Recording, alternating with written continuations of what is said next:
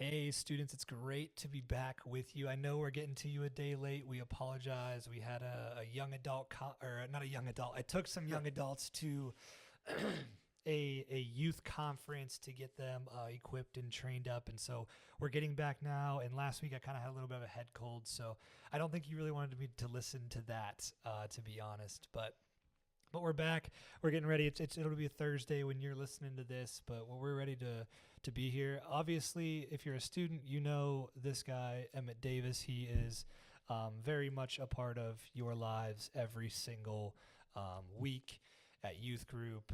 You may even see him hanging around the church on Sundays and stuff like that. He's been with Generate for what, 5 years? Yeah, 2020. 2020, yeah. So about 5 years he's been working with Generate. Served under Chris first, and then just kept going from there. And so it's good to have Emmett. And, of course, Emmett also helps out with worship for you high schoolers on Sundays as well. And so today, guys, we're going to be covering a topic that this might even be hit or miss for you, and we hope to not offend you or feel like you're being attacked. All right, but these are just the things that we see from the outside, right? The perspective from the outside, and so there's a lot of things that we see as leaders, right? And some of it we point at and we say, hey, don't do that, or we say, hey, can we do this instead? Or we say, hey, let's try this, or those types of things.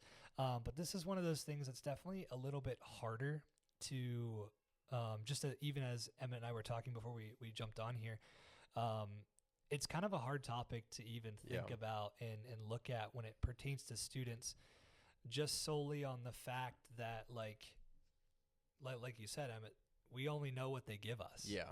And so it can be really complicated sometimes to talk about the idea, but we just want you guys to know that today we're really focusing on you and kind of what it is that we see from the outside as adult leaders. And so parents, those of you that are tuning in, don't worry, we're not going to call you out in the middle of this and say that you're terrible parents and you're not doing what you're supposed to, but just hear us out on some of this, and maybe it even probes you to start having conversations at home just about what this stuff can look like, not only in the private setting of their bedroom when they're doing time with God alone, or you're doing time as a family, but also corporately, whether that's at youth group, church, on a mission trip, or on a youth retreat, or at their school even. I don't know, maybe they're part of an SCA or something like that.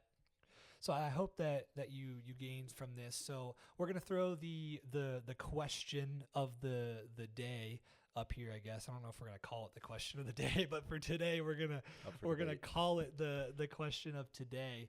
And so the question reads, what we see students doing / not doing with their faith, and how can we redirect them? And so this is a perspective from your leaders, right? So when we say what we see, we're saying what the adult leaders see students doing and not doing. And so there's a couple different directions here. Emmett and I have not collabed prior to this about, hey, what are you talking about? What am I talking about? So we may get to each other's everything. We may not get to one person's everything just because of the way conversation is going to roll out. But I'm gonna go ahead and turn it over to the guest, since Emmett is the guest, and he's ready. He's got his Bible open. He's ready to kind of roll through here. And so, Emmett, I'm gonna let you lead the way on answering the what we do or what they do and don't do in their lives. Okay. Yeah, and I'll start by saying, like, kind of whenever we first sat down here, what you kind of touched on, just the essence of this question is already really hard to answer as leaders, right? Because this is something that's very for them personal to their life and to your life. Like, this isn't something that we get a glimpse into unless you guys give us a glimpse into this aspect, right? Mm-hmm. So it's hard to find stuff that's going really well, or stuff that's kind of being stuff that people are struggling with in these aspects, if we don't get that insight, Yeah. So this is the things that I kind of thought about are things that I've seen directly from students at youth group. Yep. And so it's hard because, again, it's hard to see in their home life and their home spiritual life exactly what they're going through. So I just had real quick, for what I see students doing is I see students, especially at youth group, outwardly, I think our students really love each other very well. Yeah. I think they show that love and show the love of Christ for one another very well. Like they pick each other up. They do well with that. They do well with welcoming new people in, especially I've seen that a lot, like we just had. Pretty recently when McKenna started coming to youth group, she was, it seems like anyway, from the outside looking in, was accepted into the body like pretty readily, it seems like. Yeah. So that was one thing I had that I saw that students were doing really well. And then outwardly, I see students doing that very well. But then I also see, and this kind of ties into the other part, the opposite side of it that I think that students need to work on a lot is the gossiping about each other and about other people. Because you hear it a lot. Just walking around, like just like fly on the wall, like walking around like the student doesn't really know that we're standing right there, kind of like. And so you hear these things kind of get thrown around a lot. And so the thing I saw with the other part of gossiping is kind of the aspect of judging others in, I don't want to say in not the right way, but not the way that Jesus kind of outlines in the 100%. Sermon on the Mount. 100%. And so I'll just go through Matthew 7. And I'll read the whole thing, Matthew 7. Matthew 7, 1 through 5, I believe it is. So Matthew 7, 1 through 5 says, "Do not judge, or you too will be judged. For in the same way you judge others, you will be judged. And with the measure you use, it will be measured to you. Why do you look at the speck of sawdust in your brother's eye, and pay no attention to the plank in your own eye? How can you say to your brother, 'Let me take the speck out of your eye,' when all the time there is a plank in your own eye? You hypocrite. First take the plank out of your own eye, and then you will see clearly to remove the speck from your brother's eye."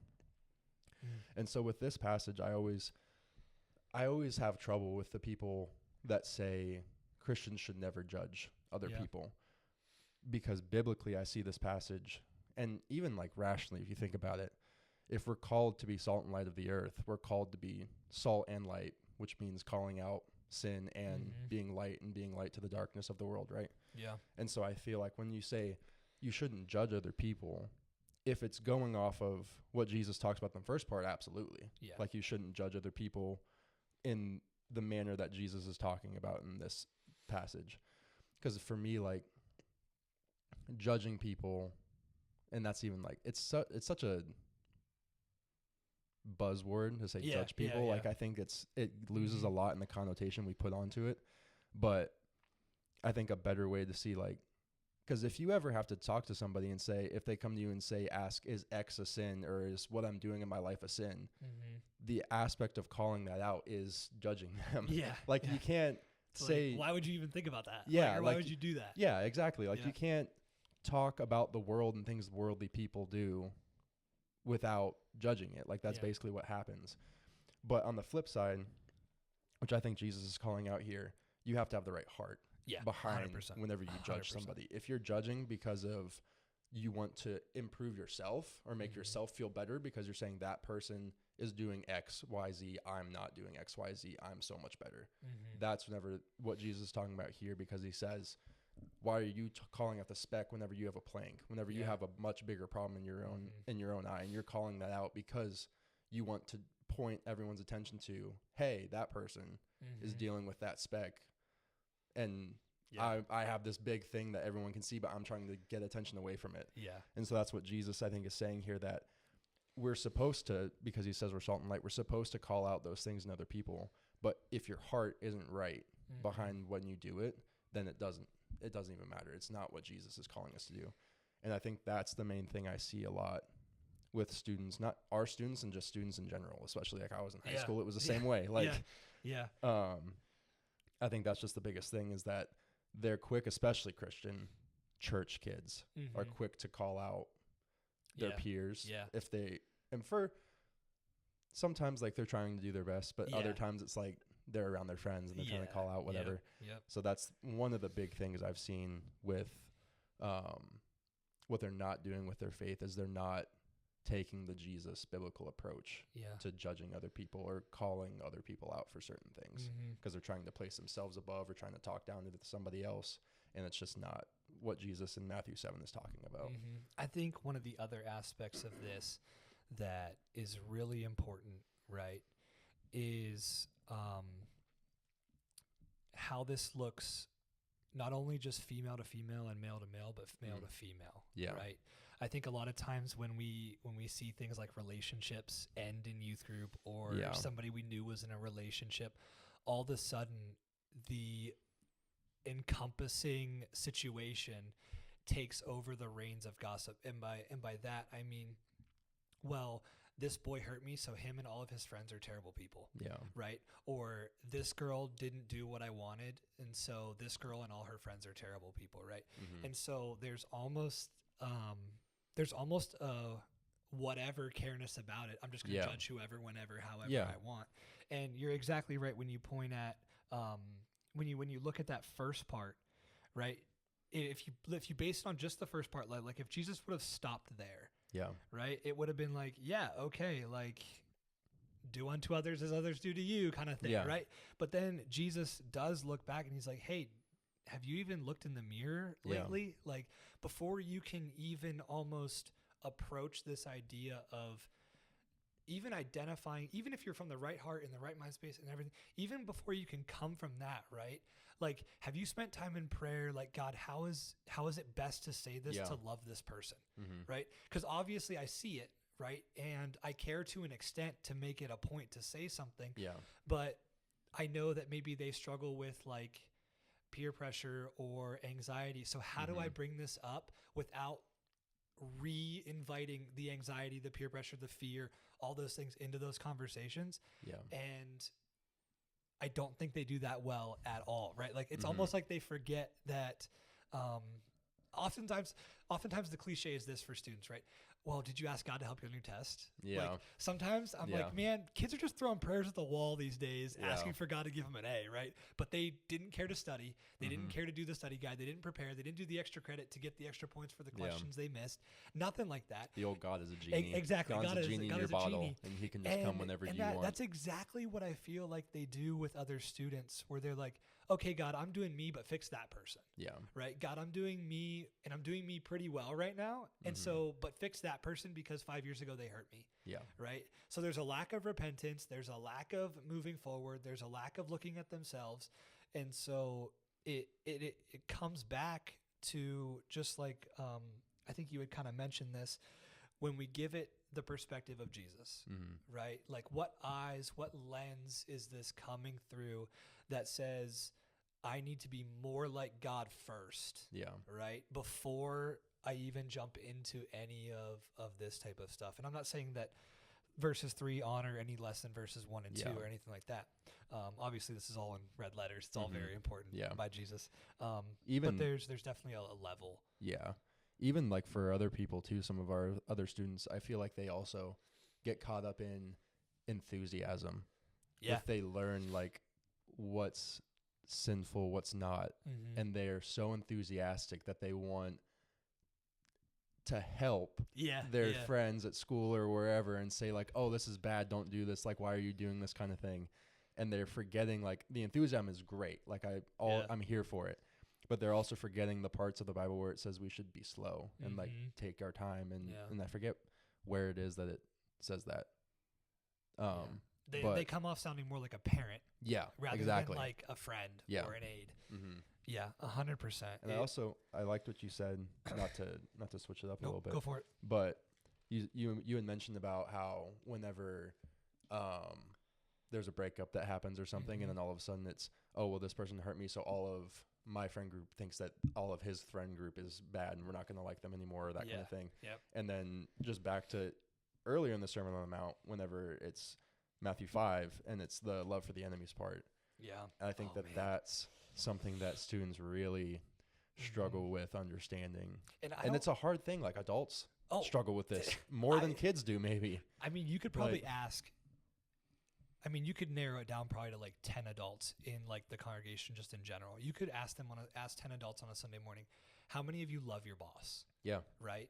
Like, and so it's not like loving your enemy stops after you graduate high school or college or any point in life, right? Like, there's going to be constant, exactly, because you can't just walk out of class or graduate or decide to switch your major. Like, you have to decide whether or not you're going to have income or not, and whether or not this is valuable enough for you, or is your family dependent on it, right? And there's a lot of other factors. And so definitely 100%, loving your enemy. And there's other ways. The relationship thing is one of the big ways, right? Yeah.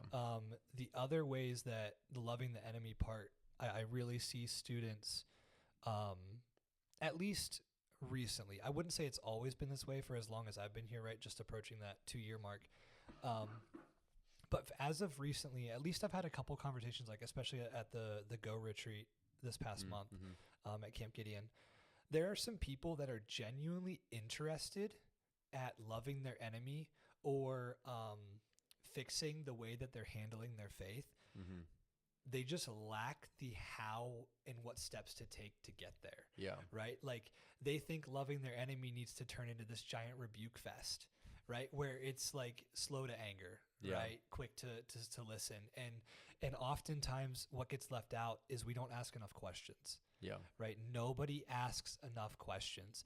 And when students go to seek repentance or seek like a level of clarity, they just go right to, hey, you did this, rather than saying, hey, like, do you remember this time where like I really felt like you might have been saying this and my heart kind of told me like, wow, it's time to shut down. It's time to start ignoring this person. Like, did you recognize that in that conversation or anything like that? And if you didn't, like, this is kind of how it made me feel. And this is kind of what it made me feel. But if they did feel it, it's like, hey, can we maybe talk about like how we can better not do that, not only to each other, but like to everybody else around us. And I guess that's one of the things that I see our students doing, not doing equally. When it comes to the hard stuff, they ask no questions. When it comes to the easy stuff, they ask a ton of questions, right? Almost like they know the answers to the questions before they even ask. And so parents, this is something that I think is vital for parents. And my mom and dad did this and I blew them off a lot with it. And I think a lot of parents kind of give up when it comes to this. Asking students how things were when they returned from them, right? How was school today? How was youth group tonight? How was church today? How did you feel about this, right? And I think in that rhythm and in that mindset and in that heart, it starts to provoke the tables turning of, well, I didn't really like this, but I did like this, and I didn't like that. And I'm not sure if I want to do that because of this, right? And I think that starts that mindset in a student's head, whether they say it verbally or not. They have to start asking themselves questions. What was valuable? What wasn't? What did I care to retain? What didn't I retain? And that can be difficult, because I remember coming home and mom would ask me, how was youth group? And the first thing that came to my mind was, I threw a dodgeball so hard I knocked somebody on their butt, right? Like that, or I kicked that kickball so far, right? And I got like a 3-run home run off of it, right? Or anything like that. And I always remember the last thing that would come out of my mouth, if at all, was what the message was about, right? Or what small groups was about, or sin in my life, right? Like it was always the last thing. And so parents highly encourage you to keep asking the questions, even when they're annoyed, right? Because looking back now, there are a lot of times where I can look back and go, man, if I just would have told them right there, I could have saved 3 months of heartache, pain, suffering, right with it. And so parents, continue. I mean, your students may not know what they're doing, but you do, right? Like you have a position and a power and an authority over them. So use it to ask a lot of questions, because it's really good. But those are both great points. Those are both great avenues to look from. I want to jump to 1 Corinthians chapter 12 and 13. And along kind of, I guess, I want to also celebrate alongside what you had kind of celebrated, how students are doing a really good job of welcoming others in, which is really great. Again, like you speak of people like McKenna. I think of people like Jesse. Yeah, Jesse too. Who have been like invited in and welcomed in. And I think of even just as Ollie brings just a bunch of guys to youth group, right? Like they find joy in throwing a football or doing whatever it is like that, right? But just students are bringing people into the body, which is great, because obviously 1 Corinthians chapter 12, verses 12 through 27, I believe it is, really talk about the importance of The arm needs the leg, and the foot needs the body, and the body needs the head, right? And that comes out of all the gifts, right, that God has kind of designed us for. And then it jumps to chapter 13, where right after it talks about how important each body part is, Paul goes right into this importance of love, right? And when I think of this word love, I feel like when we hear the Bible say this word love, we give it a worldview, right? We say, well, I love this person, or I love chocolate, or I love candy, or I love my best friend. And it starts to take on this almost egocentric type of love. Everything that benefits me, I love, right? Yeah. And when I look at this love is greatest, it's nothing about me. It's all about the sacrifice of the love. And so I want to read here just a little bit towards the end of chapter 13. Chapter 13, verse 11, it says this: "When I was a child, I spoke and thought and reasoned as a child. But when I grew up, I put away childish things. Now we see things imperfectly, like puzzling reflections in a mirror. But then we will see everything with perfect clarity. All that I know now is partial and incomplete. But then I will know everything completely, just as God now knows me completely." I don't think often enough students surrender their freedoms and their time to really learn about what God wants to ask them to do, right? They do really good at being at those places, the Go Retreat, camp, youth group, right? Like they do well getting to those types of environments, but it's really embracing that environment as a life of their own. And so just even in chapter 13, verse 11, when it says, "I was a child, I spoke and thought and reasoned as a child, but when I grew up, I put away childish things." I'm not saying that students need to grow up faster than what they need to be, right? But part of reasoning like a child is not quite knowing it yet, right? So as you grow, you learn to know more. And so it's the same way with this idea of love in the Bible. This love that you have when you first become a believer, it's like, I love the coffee bar, and I love the church I go to, and I love the worship we have. But that love slowly shifts to, I don't need this church building. I don't need this coffee in the morning. I don't need all these things to benefit me. I just need Jesus daily, right? Yeah. And so when I think of the second half of this is, how can we redirect them as people that pour into their life, right?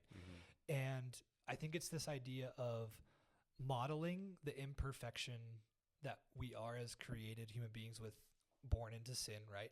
But modeling love to the level in which like Jesus would have asked love to be modeled. Yeah. Right. And so when it jumps down and it's like halfway through verse 12, I think it says, all that I know now is partial and incomplete, but then I will know everything completely, just as God now knows me completely. Surrendering everything to God can be really hard, right? Yeah. Like, and there's a lot of things in our lives. There's a lot of deep, dark secrets, right? That if somebody found out, I would never be able to go to church again. I would never be able to be called a Christian again or whatever, right? And that umbrella effect really hinders that idea of loving the neighbor, right? And so we welcome all these students in, and then 2 months later, you're like, hey, did somebody forget about so-and-so over there that you just welcomed in 2 months ago? Hey, did you forget they still go to our youth group, right? Like, you have to continue this whole love part. Like, you invited them in so well, but don't forget they're over there. Invite them into what you're doing. Like, love them well. And as Jesus, right, was walking, giving the Sermon on the Mount, doing life together with just different varieties of people, the one thing that was never short is love. Yeah. Right. He met with the tax collector. There was love, right? To eat in somebody's house was the utmost respect, right? The love, reverence, if you will. Jesus met with people that were totally outcast from society, right? Lepers, people that had ill diseases, people that were maimed. And he met with those people. Jesus also met with the perfect Christians, right? Yeah.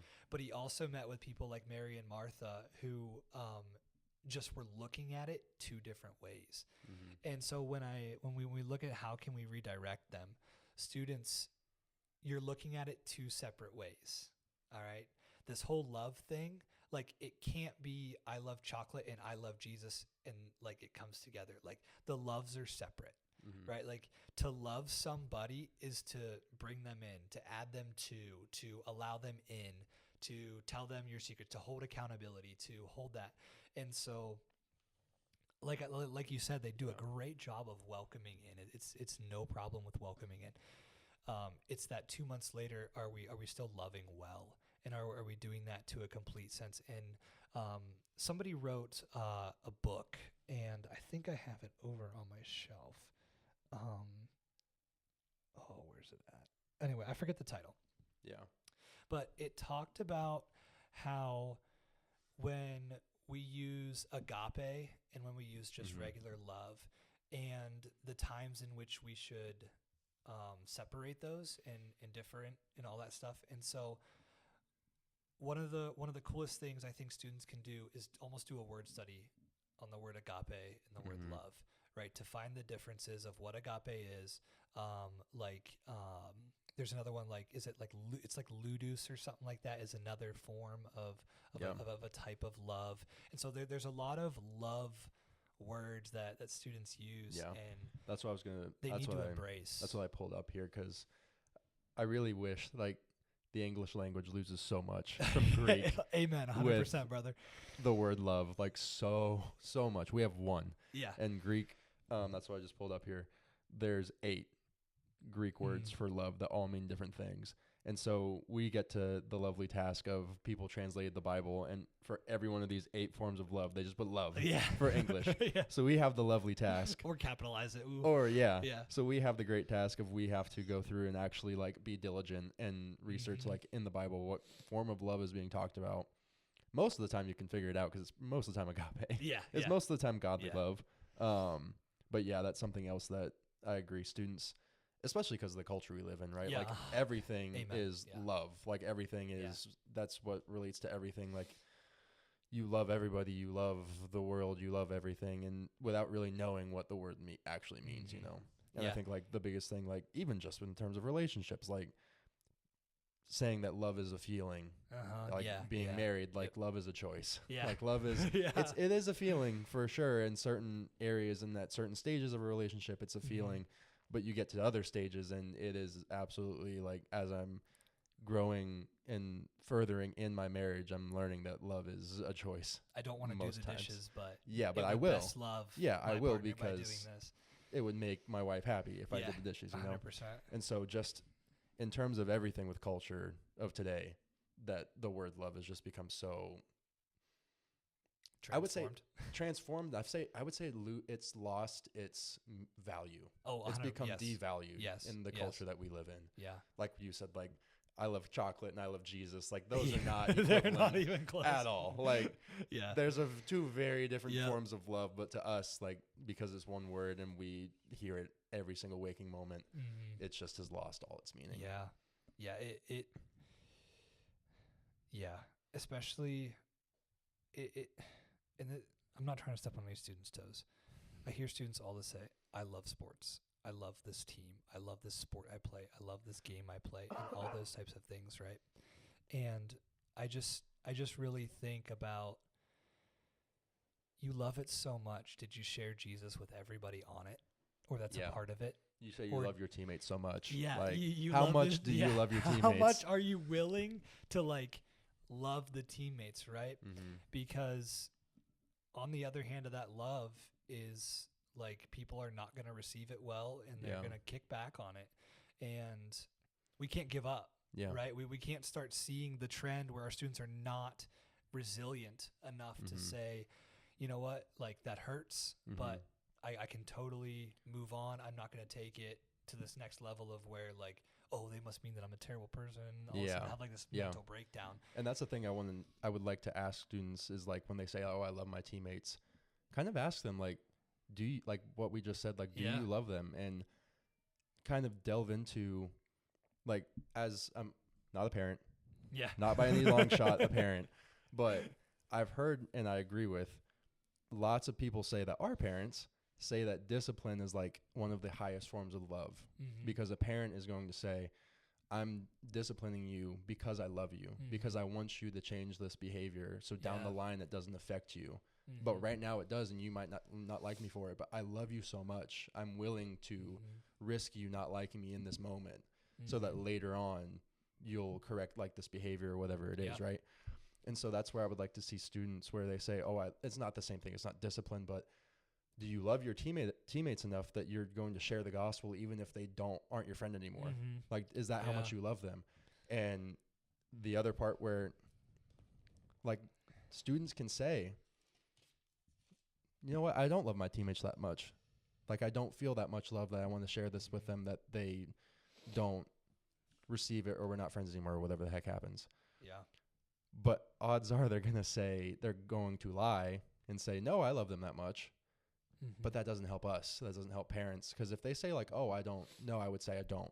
Like, I don't want to share the gospel with them. That lets us say, okay, we can work on that. Yeah, 100%. But if they say, no, I love them enough to do that, and then they never do it, we can't help. Like, we can't do that. We never know when to step in and when to step out and do those kinds of things. I was, just as you were saying, in John chapter 7, Jesus teaches openly at the temple, right? And it's after Jesus' brothers have left for a festival, right? And the Jewish leaders in verse 11 tried to find him at the festival and kept asking if anyone had seen him. Verse 12, there was a lot of grumbling about him among the crowd. Some argued he's a good man, but others said he's nothing but a fraud who deceives the people. But no one had the courage to speak favorably about him in public, for they were afraid of getting in trouble with the Jewish leaders. Like, this is so often students are more afraid of getting in trouble with their friends than they are of getting in trouble with Jesus, right? And it's so like backwards, right? Like in this hierarchy of like who has this authority over me, like not that I need to dress to impress Jesus every day, but like I definitely think that like being convicted about sharing Jesus with my teammates should scare me more if I didn't do that than the result of not sharing. Right. And so then Jesus goes on in verse 16, skipping a couple of verses here. My message is not my own. It comes from God who sent me. Anyone who wants to do the will of God will know whether my teaching is from God or is merely my own. Those who speak for themselves want glory only for themselves, but a person who seeks to honor the one who sent him speaks the truth, not lies. Moses gave you the law, but none of you obey it. In fact, you are trying to kill me. And this is Jesus openly teaching in the temple, where you would think this is where they would love him the most. Right? Like, this is a holy place, right? But this is the place where they're they're about to ask, is Jesus really the Messiah? After this. And so it's oftentimes where students, you guys are going to walk into environments and you're going to have this opportunity to do by sharing the gospel or not.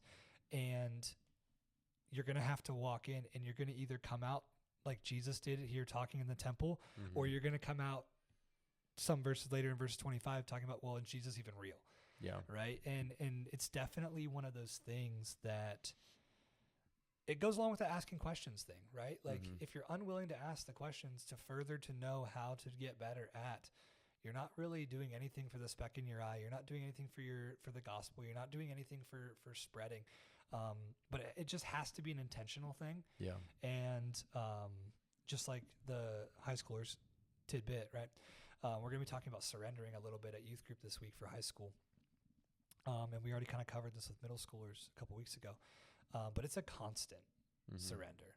Like, this isn't a wake up in the morning and go, I'm going to surrender for Monday through Thursday, and then I'll do it again on Friday. Like, this is a wake up. I don't know what devotional I need, so I need to ask somebody. Because I need that constant building up of what does this look like to change my lifestyle?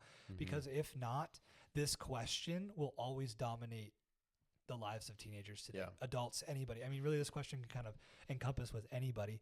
And then as we get ready to kind of like wind this down, and as we kind of redirect them, what to do and where to go, one of the biggest things, students and even parents, you have leaders who are great resources. I'm not saying we're going to have all the answers for you in terms of how do we redirect you or how do we help you, but we can definitely get pointing in the right direction, right? We can get talking to those professionals that actually know. We can get connected with those parents that actually have a voice in your life.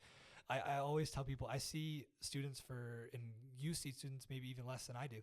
I see them for 4 hours out of the week, right? And there's 7 days in the week, and that's like 120 something hours in a week. And I see them for 4, right? Yeah. And so if they don't ask me there, very rarely are they going to text me throughout the week and say, hey, so on Tuesday night, I was really struggling with so-and-so. Like, how do you recommend I move on to this next step, right? Yeah. And they just don't. They just don't. And so students, you have to be constantly surrendering the idea that I've given my life to Jesus, right? Like, it's no longer my own. When I die, a new body will take shape, right? It's no longer how good am I at athletics. Yeah. And it's no longer how good am I at math or school, or am I valedictorian, am I going to college or not, am I doing military, whatever, right? Like it takes the shape of agape love, and it has to be changed. As the Bible starts to conclude, when I think about how we redirect each other, John sees in the beginning of Revelation, right? He gets the vision of all of the messages for the churches, right?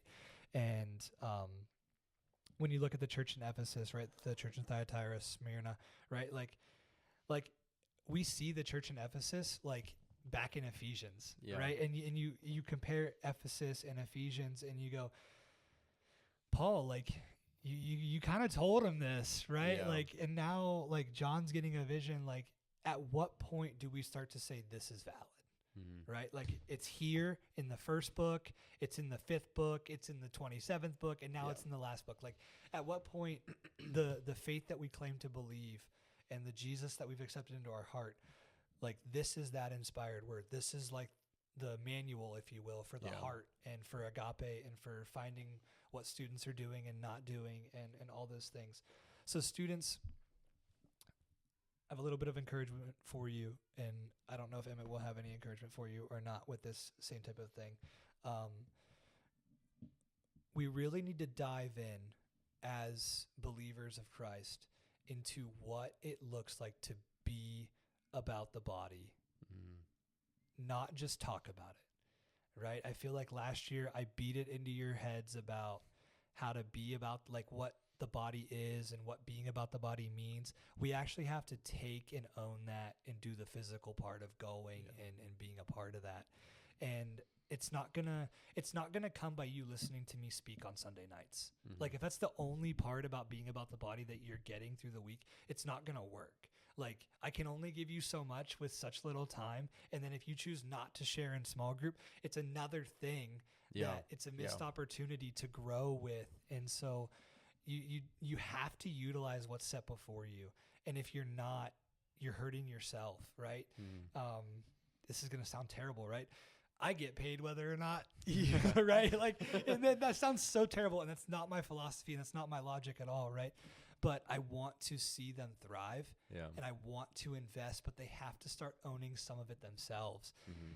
It's super vital that you do that. And if you don't own one of these, right? If you're seeing the video, if you do not have a Bible that you can maybe write in or put tabs in like I have here, or have little like markers or things like that, and even if you don't understand it, like if you have a Bible that you don't understand, ask. Like, there are Bibles that are pretty much from like 2nd grade reading level on, and it can make, I'm not saying that's going to give you all the answers and it's going to make things super easy and transparent for you, but you'll at least be able to follow along and comprehend a little bit about what you're reading. And then this can become more real. Like, oftentimes I still have it over on my shelf. I have my 3rd grade Adventure Kids Bible. It has pictures, it has explanations, and sometimes it is really good to read back through that and go, wow, they did a really good job of making this really easy for me to get a hold of. And they added some pictures, like, for example, the maps, like the geography in the Bible, and like Judah and Judea and how, like, where all this stuff was happening at. I use those a lot because I love geography, but I can't remember it all. Like the dates, the places, the times, the people. Please ask us if you don't have one of these. We have these readily available to you. And the other thing that I want to kind of encourage you with is, when you're coming to youth group, and you're sitting and listening to somebody give you the word of God, right? Or you're listening to worship, or you're listening to people talk in small group or whatever, take notes. Like, it is so nice. Emmett and I just got back from a conference where we talked about our hand was like getting ready to fall off because we had written so many pages of notes from the speakers. But what it does is, if we had to rely on our brain to remember all that, impossible. But now we have pages and pages and pages in our notebook to go back and say, oh yeah, like I need to work on this, or this is a great point. Like how can this help today, and all of that type of stuff. I'll say this is like what the equivalent of 4 sessions Yeah. of notes right here. Yeah. That You probably I got what, took and 15 Ryan took. pages? Yeah, more than that probably. And so guys, it is super important. Like, you have to own the faith that you claim, because if you're just relying on me or Emmett to give you, or Maggie or Michaela or anybody like that, Jen, if you're relying on those people to give you this faith, you're going to graduate high school and not know what to do. You're going to lack so many skills. You're going to be super biblically illiterate. You're not going to know how to ask questions. Like, use us. Like, use this time in school as middle schoolers and high schoolers to ask a lot of questions. And again, parents, continue to ask your students questions. It is super valuable. It helps them get out of their shell. And I'm not saying you need to force them, like, you're grounded if you don't answer. Tell me how a youth group was, or what you did at youth group tonight. But man, it can bring some things out when things aren't going the best. Yeah. So. Yeah, and I would say the same thing, like with encouragement, to come to us to ask us questions. You know, like, this is what Ryan gets paid for. Like, you might as well use it. Like, might as well. He's a resource that's here for that. Yeah. And same thing with the rest of your leaders. Like, we're here and we don't get paid. Like, we're there. 100%. So part of me always sometimes thinks like, yeah, I'm here. Like, I love playing games with you guys. I love leading you guys in worship. I love being in small groups. I love hearing the message with you guys. But if that's all I'm doing, like, sometimes I'm like, do I even need to be here? Like, if you guys aren't talking with me and talking with the other leaders, we can't help you. Like we're here for reasons, yes, but the biggest reason that we're there is to help guide you and help Ryan to guide you to where God wants to take you, you know? Yeah. And I would say, like, for my other big piece of encouragement / how we can help redirect you, the biggest thing I can think of is just to be honest. Yeah. Like, be honest and ask questions. Like Ryan said, like, I know it's hard. Like, I was in youth group when I was in high school, and it's not fun to go with the questions that I know you guys have. I know you guys have them. Yeah. It's not fun. But like I said, with the one piece that I talked about with the sharing the gospel with the sports teams, if you're just saying like, yeah, I'm doing it, then we can't do anything if you're really not doing it. Yeah. And this is like the end of the spectrum example, but I would much rather have a new student come to youth group and we ask them like, oh, like, and this is hypothetical, whatever, but like, if we went up to a new student in youth group and asked them, oh, do you believe in Jesus? I much rather would have them say, no. Yeah. I don't, or I'm questioning, or I don't really know, than just say, oh, I'm in the church and these people are talking to me, so yes. Yeah. Like, that's what I'm supposed to say. It doesn't help anybody. And the same thing, like, I don't know how the girls' small groups go, but I'm in guys' small groups, and Max and Ollie are doing a great job asking questions. And whenever it goes around and the question's asked and everyone just kind of sits there and looks around. Yeah. And just the point, and they're like, no, nothing. No, I'm good. That doesn't help. Like, that doesn't help anybody. Yeah. Especially not for two guys that are trying to build up the body. Right? Yeah, exactly. Like, they've been in charge. They're now in charge of their own small groups. Yeah. And the adults, like, I kind of just gave you guys the avenue. Hey, just kind of sit back, right? Let the leaders that are the high school students in those groups that are leading those groups, let them lead, let them ask the questions. Yeah. It's why I give them the questions on Wednesday. So that way they have Wednesday evening, Thursday, Friday, Saturday, all the way to Sunday to get ready to ask their peers the questions. They can do their own research to talk about their own stories, whatever. But we have to engage with that. It's 100%. Right. And I've been in there when people do talk, when you guys do open up and talk, and it is night and day different. How much, like, you guys just being, I normally don't say anything now, really, except until the very end. Maybe I'll say something because Max and Ollie are crushing it, like leading it. But I've been in there whenever you guys all, like, pretty much everyone has something to say. And you can just see how much the body grows. Yeah. Like within that group of The how tension much eases. Yeah, of how Like- much everybody, like, it's not awkward anymore. Yeah, It's not yeah. everything. But even on a further level, like, you can see people growing closer together Mm-hmm. as they're sharing these things that they're struggling with, and it's amazing to see. And then the next week you go and nobody says anything, and Yeah. It's like, oh, we made up so much ground last week, and now we're it's like, did we just lose everything we just worked to achieve Yeah. in the last week that we were here, right? Yeah, and did they take it home?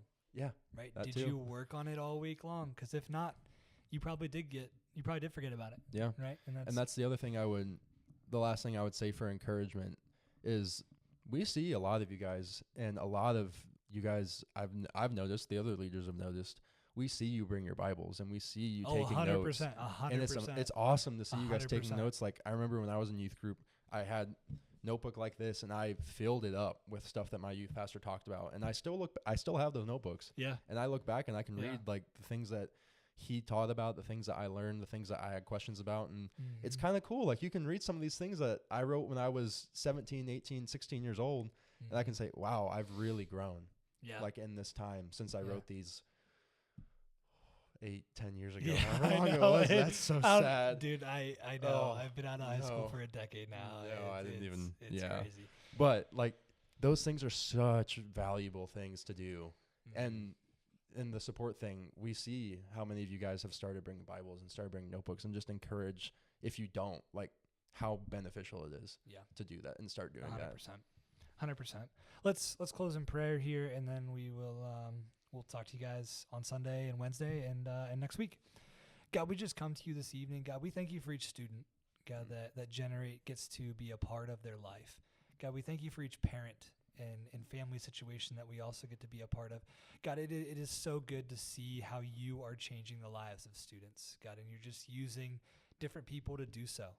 God, allowing students to volunteer in different areas of the church and being a part of different small groups and other things like that. God, you have done amazing things. And so, God, as we continue through into this next week, I just ask that you would provoke students' hearts to what it is that's holding them back. God, what it is that's stunting their growth. God, what it is they need to give up. Maybe it's something they need to do as a habit, a good habit, right? Not just a bad habit, like a good habit of consistency. And so, God, we ask for those things. And then, God, we just thank you for the opportunity to share your word tonight, God, as we read some of the pretty, I guess, famous books of the Bible and Paul's letters and the gospel and stuff like that, God, that those words wouldn't fall on, I've heard that before, but God, they would fall on like, wow, I really do need to press into what Jesus says about the log in my eye, or what Paul writes about to the church in Corinth about the foot needing the hand and the hand needing the heart and all of those things. But God, we just thank you for tonight. God, may you use this episode to reach and preach to those that need it for this week. And so, God, we thank you in your name. Amen. Amen. Students, great to be with you again this week. Emmett, thanks for hopping on with me this week as well. Parents, have a great week as well. And we will see you guys at youth group and around church. And if you're a parent and you're watching and your kid comes to youth group and you don't come to church, we have a seat for you. We would love to see you here at church on Sunday morning. Students, second service, front right of the sanctuary. Would love to have you sit with us and join us if you don't want to sit with your parents, or if your parents want to get rid of you for the service. We would love to have you come and join us. So please find us anywhere. Also, don't forget, check the website constantly for updates and be on the lookout for Instagram. Big camp things coming up, so get ready for that. I'm pretty excited. I'm ready for camp. So have a great week, everybody, and we will see you next time. Nice, Emmett. Thank you. I love it.